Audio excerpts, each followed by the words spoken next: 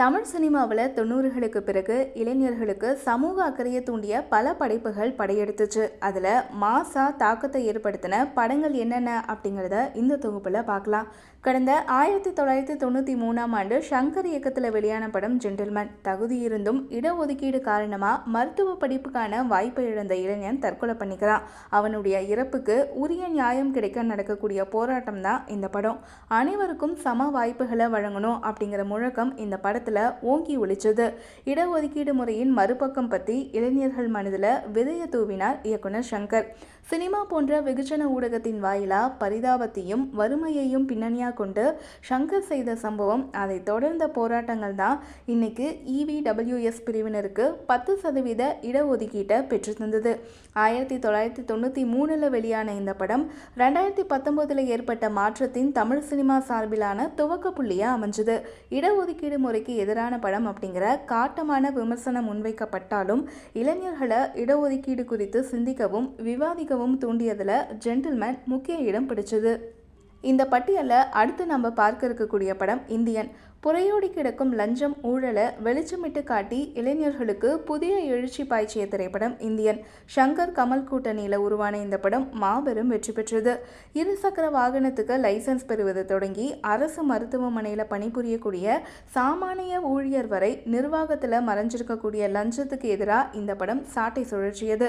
நெற்றிக்கண் திரைப்பினும் குற்றம் குற்றமே அப்படிங்கிறதுக்கு ஏற்ப மகனாயிருந்தாலுமே தண்டனையிலிருந்து தப்ப முடியாது அப்படிங்கிற சேனாதிபதியுடைய காட்டமான முடிவு படம் பார்த்த இளைஞர்களுக்கு நேர்மையின் அடர்த்தியை உணர்த்தியது. குறிப்பா அரசு அலுவலகங்கள்ல கூடுதல் பணம் கேட்பவர்களுக்கு எதிரான கேள்வியை தொடுக்க தூண்டிய படம் தான் இந்தியன்.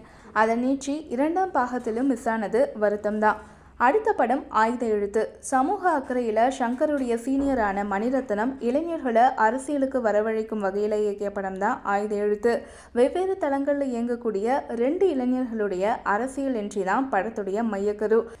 அரசியல் அநீதிகளை பொதுவெளிக்கு கொண்டு வந்து மக்களுக்கு விழிப்புணர்வை ஏற்படுத்தணும் அப்படிங்கிற மணிரத்னம் சுஜாதாவுடைய அறைகூவல் இளைஞர்களை சிந்திக்க தூண்டியது.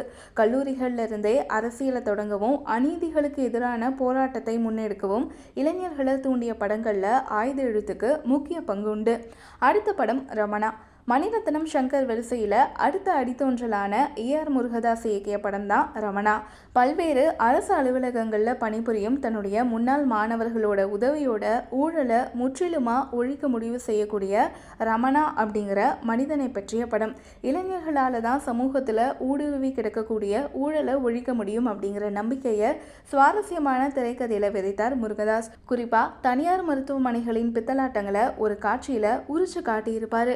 காவல்துறையில் பல சீனியர்கள் இருந்தாலுமே யூகி சேது போன்ற இளைஞரால் தான் ரொம்பவே விரைவாகவும் தெளிவாகவும் குற்றவாளிகளை அடையாளம் காண முடியும் அப்படிங்கிறத ரொம்பவே நுணுக்கமாக அணுகியிருப்பார் இயக்குனர். இளைஞர்களை அரசியல்படுத்தவும் அநியாயத்துக்கு எதிராக வெளிப்படையாக குரல் கொடுக்கவும் வச்ச படம் தான் ரமணா. முந்தைய படத்தில் திமுக மீதான விமர்சனத்தை தொடர்ந்து இந்த படத்தில் இலவசங்களை குறித்து 2 திராவிட கட்சிகளையும் விமர்சித்தது AR முருகதாஸ் விஜய் கூட்டணி. இது பெரும் விவாதத்தையும் எதிர்ப்பையும் பெற்றுக் கொடுத்தது அப்படின்னாலும் வாக்குரிமை குறித்த விழிப்புணர்வை இளைஞர்கள் மத்தியில் உருவாக்கியது சர்க்கார் படம். தங்களுடைய ஜனநாயக கடமையை ஒருபோதும் விட்டு கொடுக்க கூடாது அப்படிங்கிறதையும் அரசியலை சுத்தப்படுத்த இளைஞர்கள் களம் காண வேண்டும் அப்படிங்கிறதையும் இந்த படம் பேசுச்சு. குறிப்பாக இளைஞர்களை குறிவச்சு அவங்களுடைய அரசியல் களத்துக்கு அழைப்பு விடுத்த படம் இதுதான். இளைஞர்களுக்கு திரை வழியில் உற்சாகத்தையும் உணர்வுகளையும் ஊட்டி அவங்கள அநீதிக்கு எதிராக போராடவும் அரசியல் நுழைவு குறித்த விழிப்புணர்வை ஏற்படுத்தவும் மேற்கண்ட படங்கள் அந்தந்த காலகட்டத்தில் வெளியாகி கவனம் பெற்றது குறிப்பிடத்தக்கது.